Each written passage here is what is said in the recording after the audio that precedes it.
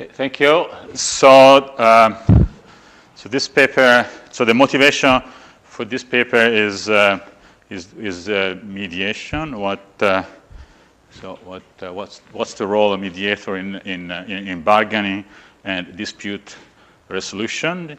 As you shall see, we'll take a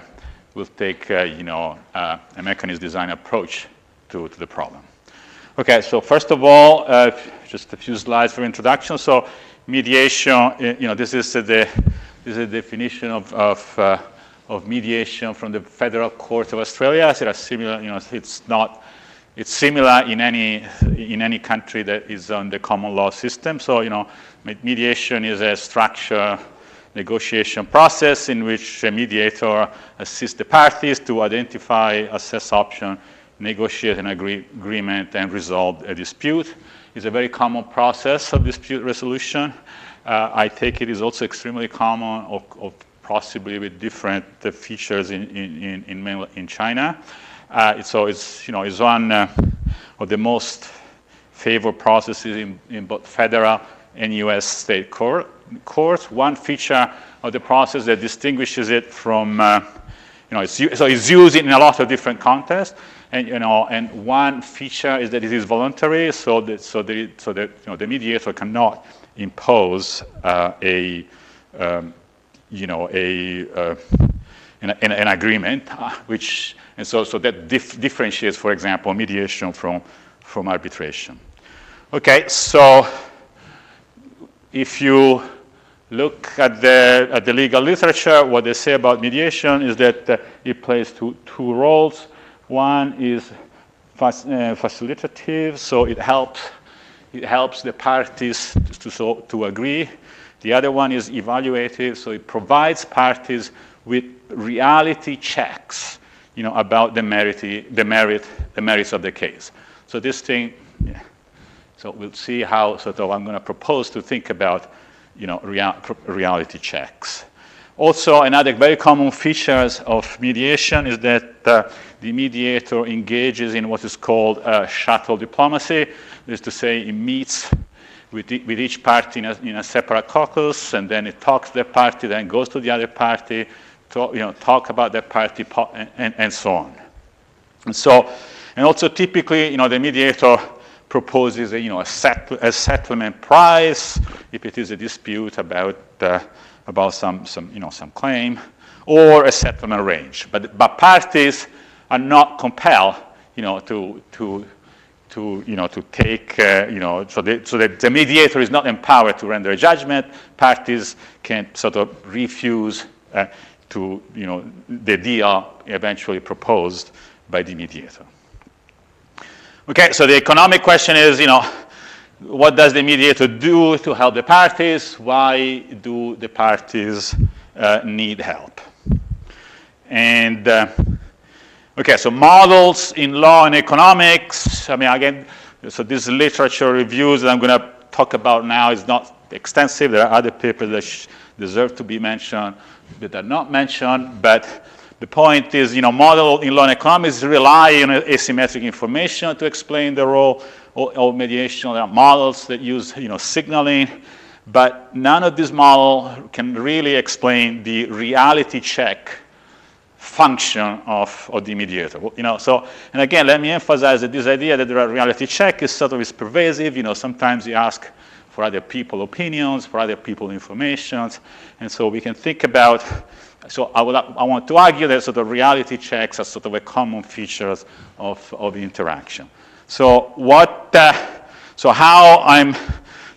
approach I'm going to take in this paper is a paper which is applied but also abstract. The model is going to be simple, but so the approach I'm going to take is that I'm going to view reality checks as the mediator disclosing some information in the process. Okay, so I'm gonna take that stand. The mediator allows the parties to discover something that they don't know at the time in which they start their interaction. Okay. So it's the disclosure of such information which is going to provide sort of reality checks. So, for example, if you are getting in the process, if you're getting a divorce from your wife, you could go to a mediator. The mediator could tell you what rights are if you're going to court. That knowing what your rights are would tell you about the benefits of going to court or not going to court, and so you acquire some information about the best course of action.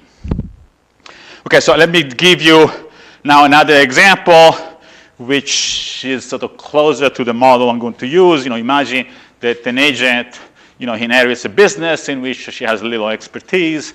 There is another agent who is interested in acquiring the business, but needs to do some profitability investigation. So I'm going to be thinking that what the mediator could do is propose a procedure that selects how much information about the business both the owner and the potential buyer are going to acquire. And I'm going to model the mediator as somebody that maximizes the gains from trade. And so I'm going to ask, what should the mediator do? Should the mediator provide full information to the parties? What kind of mediation procedure should the mediator design? Okay, so that's sort of the general motivation. Now, again, in some way, this paper has been around for quite a while, and that is changing as we sort of keep on working on it five days a year. So right now, right, it sits, as I said already, it sits a little bit in the applied side, a little bit more in the abstract side, in the sense that we're not going to be making a huge effort of sort of modeling the specific of how mediation procedure works. We want to get some general sort of abstract insights. So we're going to model this as a mechanism, as a canonical mechanism design model, adding a stage of adding the fact that the mediator can sort of select the private information the party are going to acquire. So basically, we're going to do that. So we're going to do that in a setting in the sort of overused model of Myers and Satterthwaite of a buyer and a seller. So we're going to add the wrinkle that the designer, which we call the mediator, can control the flow of private information that the parties have about the value and cost.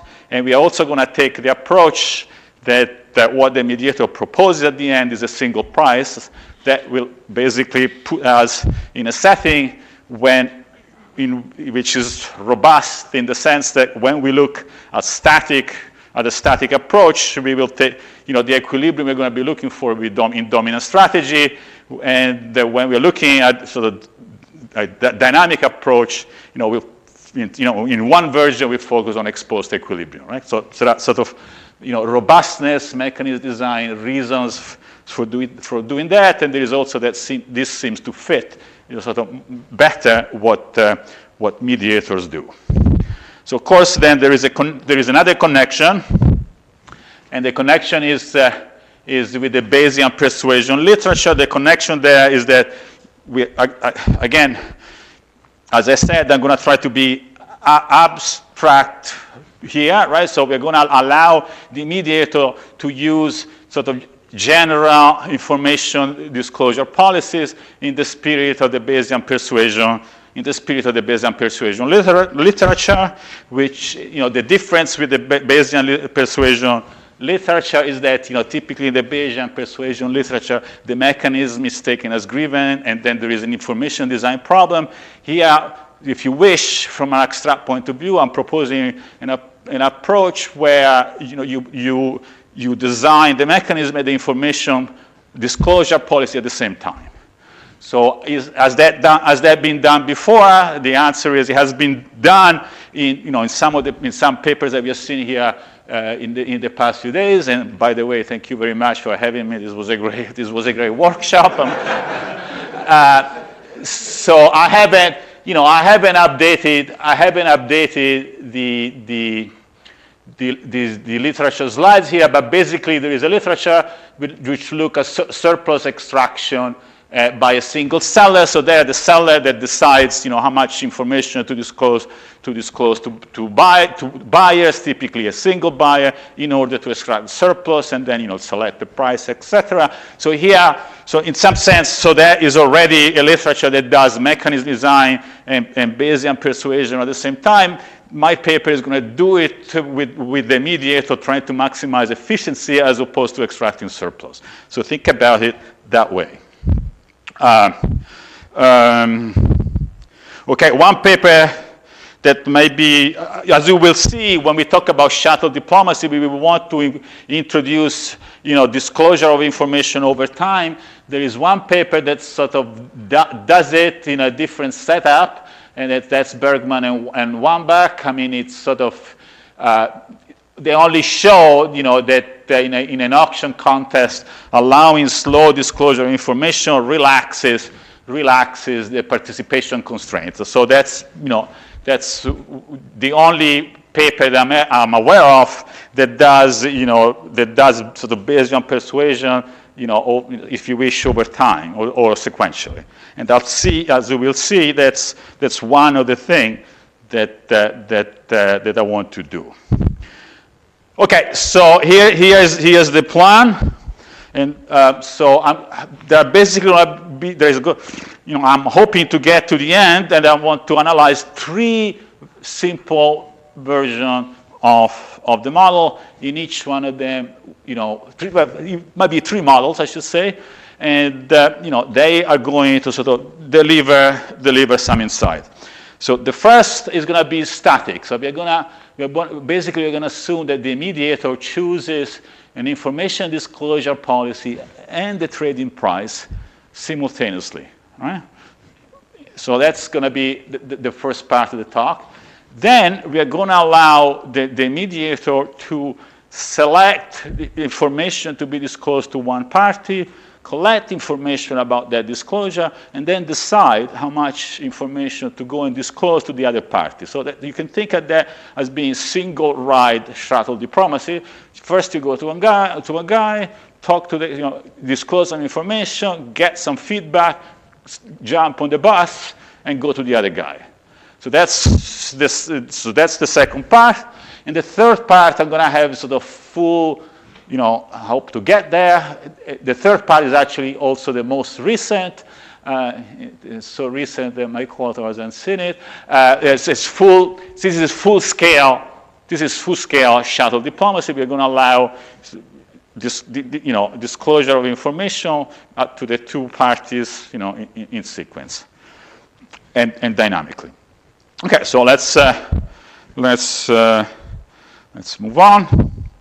Okay, so so this is the overstudied, buyer-seller problem. So let's go over it quickly. So the buyer has a private value V, the seller has a private cost C. Let's normalize things and put them into 0, 1. There is a prior, so the prior is F0 for the buyer and G0 for the seller. These are the true distribution from which values and costs are drawn. It's common knowledge. So assume that they have no atoms. This is just, this is not obvious. No, it's not, the paper is not finished, so I can say it's not clear. It's going to simplify things, but it's not clear how really important this is for the general insights, probably not terribly. So another important piece of notation is V0 is the expected value of the buyer, and C0 is the expected cost of the seller. So at the start, buyer, seller, and mediator only know the values and costs are drawn from this distribution, nothing else. So notice, there is a difference with some of the papers, that I cited on the surplus extraction literature. There is no prior private information of the parties here, so this is another difference from that literature. So agents at the beginning have no private information. So, okay, so from the point of view of the design side of the story, let me stay here. From the point of view of the design side of the story, what the mediator is going to do is going to choose a price. Okay.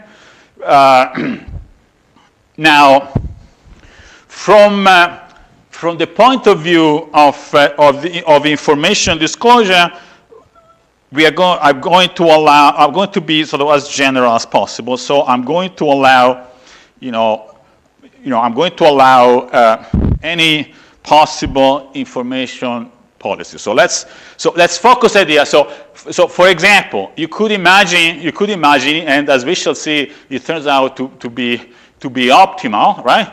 That the only thing I'm going to tell the buyer as a mediator is this is the price and you should buy.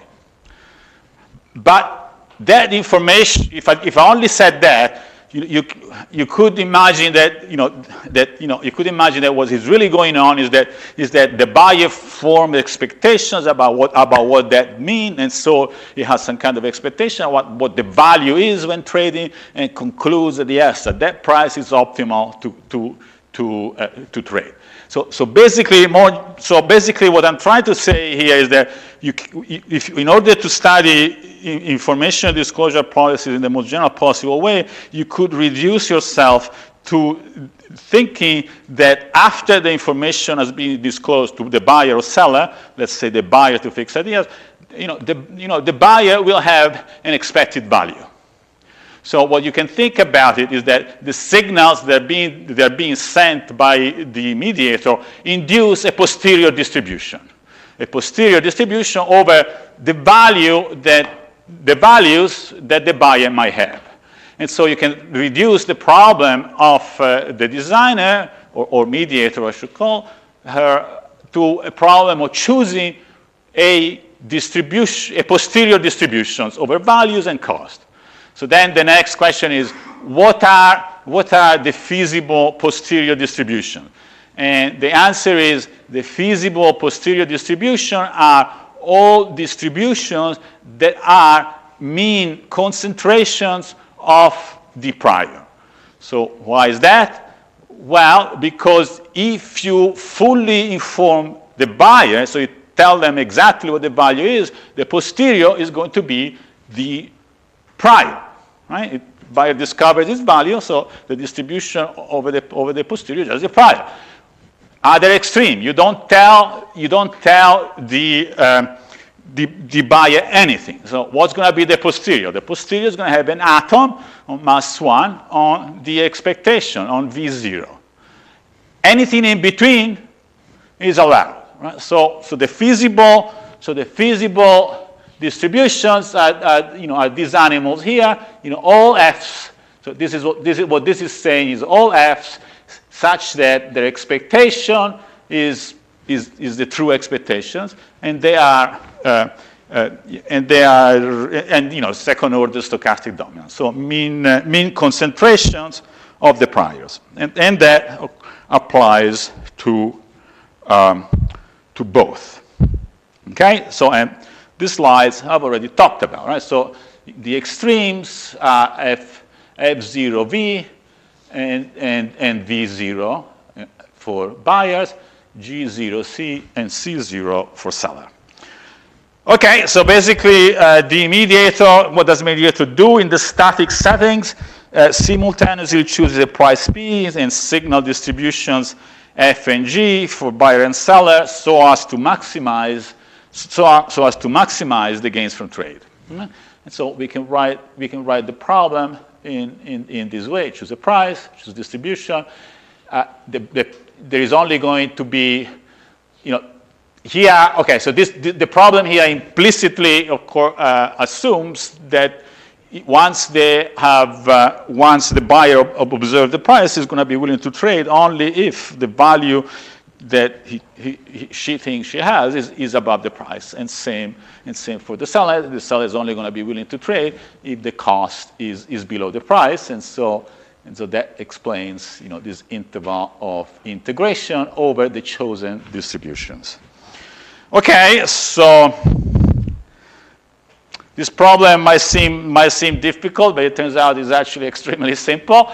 So the first observation is this lemma. Given any solution to the maximization problem, there is a payoff equivalent solution in which the only information that you give to buyer and seller is whether or not they should trade. So there is a 2-point discrete distribution that puts mass on 2 atoms. So you're going to tell the buyer either that her value is VH or VL. And you're going to be choosing a price which is between VH and VL, and you're going to do the same thing with the seller. So the trade is going to take place if and only if if the signals that the buyers get is VH and the signal that the sellers get is CL. That's easy. The proof is 3 lines. So we'll skip it. So here, okay. So basically, yeah, sure. So here, let's say, so basically now, so you see, the way I'm going is I'm reducing a problem where I've got to choose distribution from the set of all physical distribution to a problem where I've got to choose 2 points for the buyers and 2 points to the seller, which is going to be much simpler. But now I've got to take into account of the constraints which come from the fact that the VH and VL have got to be in the family of distribution, which are mean concentrations of the prior. Okay, so what are the constraints? So the constraint is of course this one, which only says that you put mass FL on VL, you put mass 1 minus FL on VH, and of course the expectation has got to be V0. So that's the first constraint. And the second constraint is simply the constraints that you got to make sure that you don't put too much mass on VH so that this is not a mean concentration of the prior. So this is all this is saying. So you notice here, right?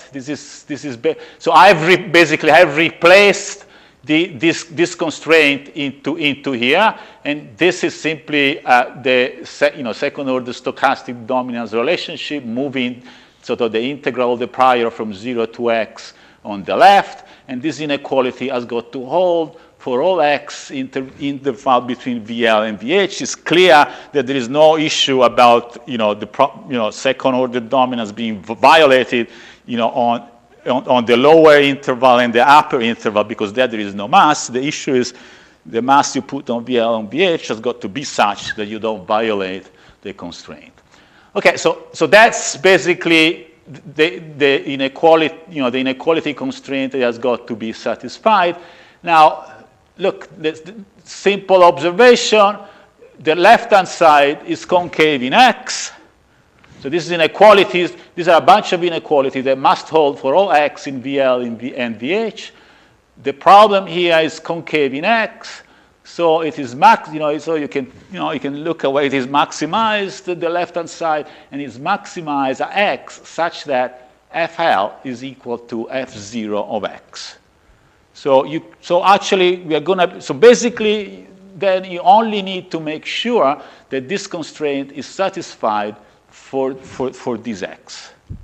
So now you only have one constraint, and now you can use the trick of saying, okay, instead of working with choosing VH and FL, why don't I choose X? And if I do that, I can rewrite the constraint as the value VH has got to be less than equal than this. And this is simply algebra from here, using integration by part as the only little step. So the constraint says, VH cannot be too big in relation to X. There's a link between where you put between these two variables. Okay, so that's that. You do the same trick from the seller, and now you get a similar constraint. Now the constraint is in terms of the low cost seller, the one that trades. The choice now, I'm going to call it Y, and again, Y is this point where where the constraint is sort of is stronger. And again, so this is basically telling you that this you need this constraint to be satisfied. And so now the problem becomes really simple, right? So the problem is you only trade when the buyer and seller discover that the value is VH and the cost is CL. What is the probability? What is the probability that the value is VH? It's 1 minus FL. But by this change of variable, FL is F0 of X. So and similarly for the seller, right? So CL is the cost, and what is the probability that C is CL? Well, G0Y. And the constraint, well, these are the constraints. Okay. Now you can easily see that at the solution, the constraints are going to have to bind. Because you want to VH as high as possible, CL as low as possible, and so the constraints are got to bind. Okay, what have we learned from this elementary calculus thing? Well, we have learned that the optimal disclosure policy is going to be tell the buyer whether or not the value is above the threshold X. So you can see from here. What is VH when this is inequality? VH is the expected value using the prior condition on that expected value be above X. So basically you're telling, so that says the optimal disclosure policy is tell the buyer whether or not her value is above X, and tell the seller whether or not the cost is below Y. Again, this is what? This is the expectation of the cost according to the true prior condition on the cost being below Y. So now the main result of the static problem is basically take derivatives and run with them. And so basically now the only thing, so this allows you to say, okay, so now the only problem that I need to solve is choose X and Y. And so I have so I can replace VH here, I can replace CL there, I can do it any way I want. It's it's an elementary problem, and here are the first order conditions. You want to choose X, so that X is equal to the expected cost condition on the cost being below Y, and you wanna set Y so that the expected it's equal to the expected value condition on the value be above X. And what about the trading price? All you need to do is put the trading price in such a way that they want to trade. And so you can stick it anywhere in the interval XY.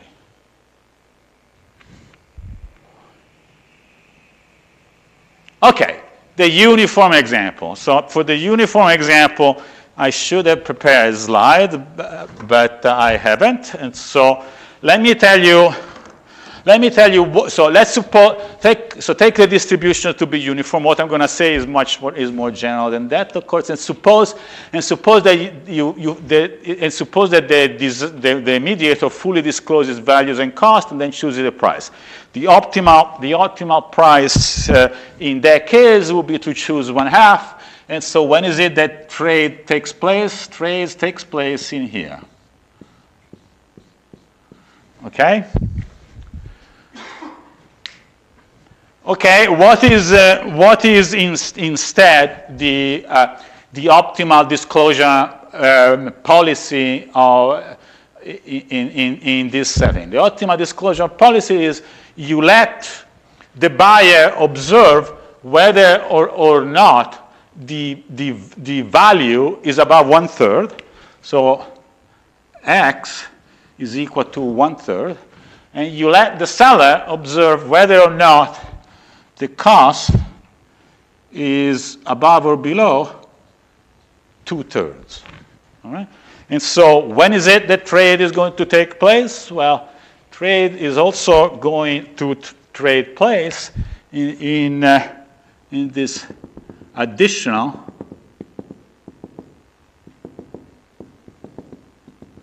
dotted area. Okay? Okay.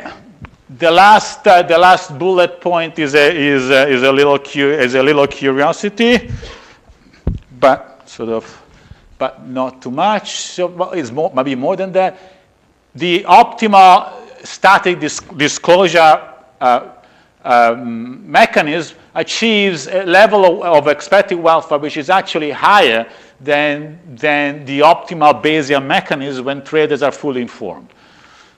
This is I interpret this as simply saying, having the ability to control the information flow is quite powerful. Okay, so next slides. So what's happening? What's happening is that the optimal disclosure policy is going to allow more trades.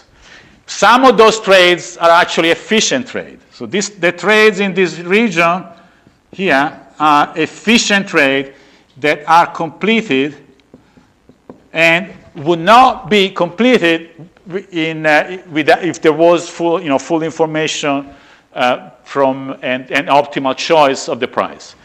But there are also some trades which are completed and which are inefficient, where the value is below the cost. So these are inefficient trades.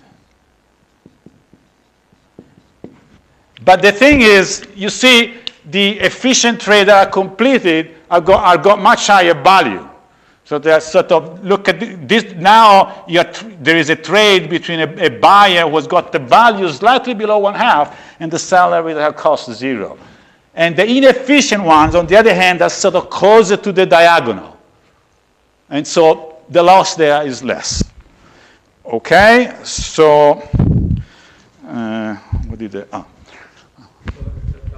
This means that so ex post individual rationality is not imposed here. It is because they don't know that those trades. At some point I'm gonna, at some point I will see that I have. If you assume that at some point I discover what the true value is, yes.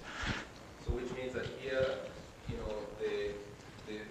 one of the slides you mentioned that mediation is voluntary. It's in a sense exactly voluntary. So It's voluntary condition on the information you got and under the assumption that you don't acquire any more information. That's correct. Okay, so let me, as usual, I'm going much slower. I'm going much slower than I would like. And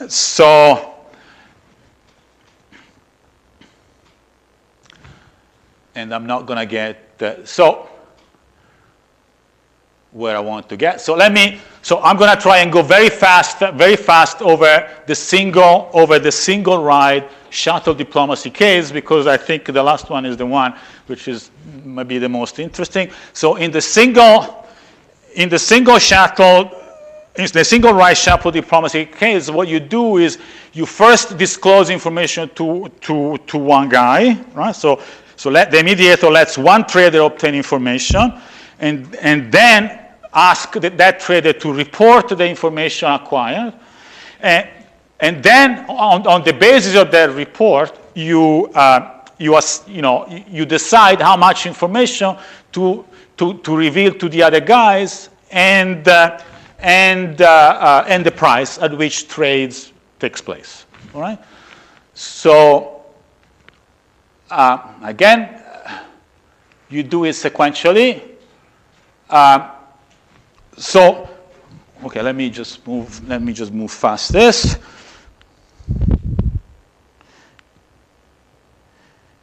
So what I'm gonna argue is, in this case, you're gonna be able to achieve exposed efficiency.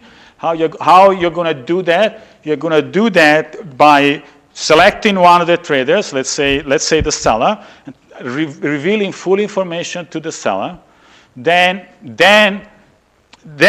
you ask the seller to report the information, and then you choose a price, and then you only report to the buyer whether her value is above or below the cost reported by the seller. And it turns out that if you choose the price at which trade takes place to be, so let's go to the proposition.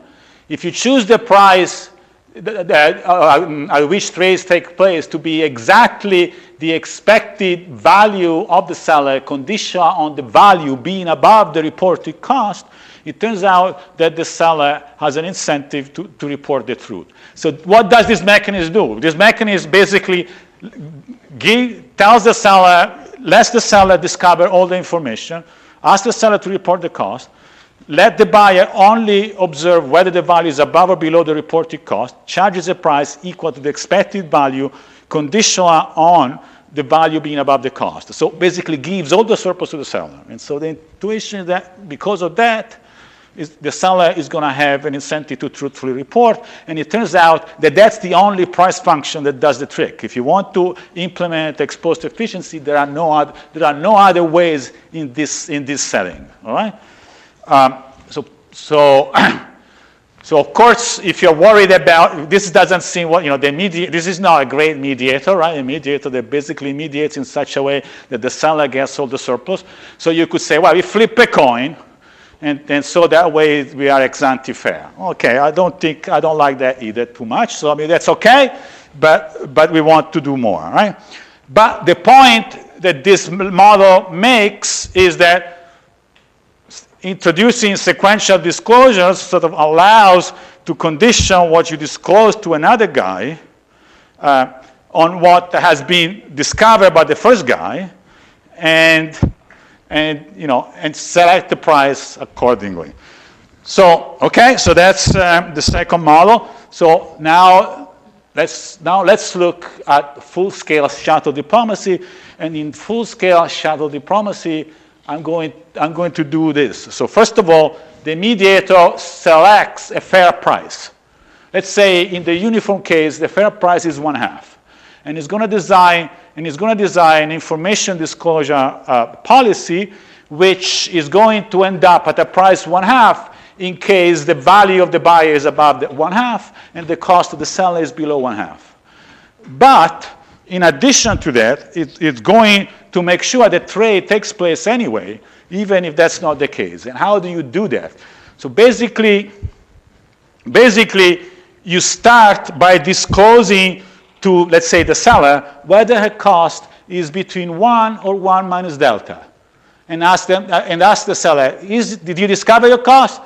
If the seller says no, then you go to the buyer and you let the buyer discover whether the value is between 0 or delta. And then you say, did you discover your value? If the buyer says no, next round, and you're going to have the seller discover in a small interval, and you repeat. If agents always say no, you end up at the price 1/2. At that point, you know that trade should take place at price 1/2. I say, okay, there you go, price 1/2, go.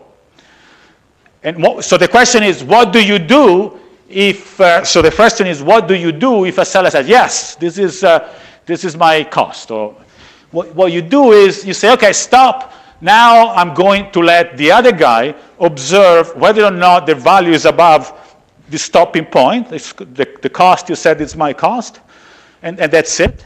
And I'm going to charge this price. And so the question is, can you devise price functions that make sort of sincere stopping a Bayesian equilibrium? And again, here I'm a bit fuzzy because this is recent work, and so let's say perfect Bayesian equilibrium, okay?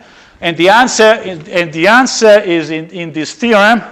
under mild technical conditions, which basically means, sorry, I've got to get them right, but I don't have them yet. But let me give you, in the remaining 1 minute, just let me show you that in the uniform case, I can easily do it, and I'll tell you what matters. So for example, suppose that if the buyer says, yes, this is my value, the price is that value. And if the cost says, yeah, this is my cost, the price is that cost. So then basically, after discovering her value, the seller, the buyer has got no incentive to continue, because if he continues, the price can only be higher, so you don't want to trade, so you might as well truthfully say, yeah, this is my value. So the question is, do you want to stop early? And so then you have a condition here under which it is always going to be optimal, rather than stop now, stop later. If you stop, and so basically, if you stop in later, you're going to get a different price in case you're going to be stopping, but you're also going to get a chance that the other guy stops. And if the other guy stops, so if the seller stops, you're actually going to get a high price, because it's going to be the cost. So that is going to be an inducement to continue. And it turns out that in this case, in the uniform case, if you choose this delta small enough, and I want to go in the continuum, there is no problem. This incentive constraint is satisfied. And so what's going to happen on the equilibrium path then is going to be, if value is above 1/2 and cost is below 1/2, they trade at 1/2. If value is, otherwise, there will be a situations where, the price is equal either to the value or to the cost. But the outcome is efficient. Okay, sorry, conclusions. The conclusion is, we got some general insight. Obfuscation is optimal. This be kind of not surprised. But the last point is the one that I should emphasize. There are efficiency gain is using sequential dynamic information disclosure. Of course, here you want to say, well, but you're changing the equilibrium concept. I say, yes, I know. But I also want to pitch the fact that, maybe this way of looking at things and this approach could be applied, to other more general problems. That's it.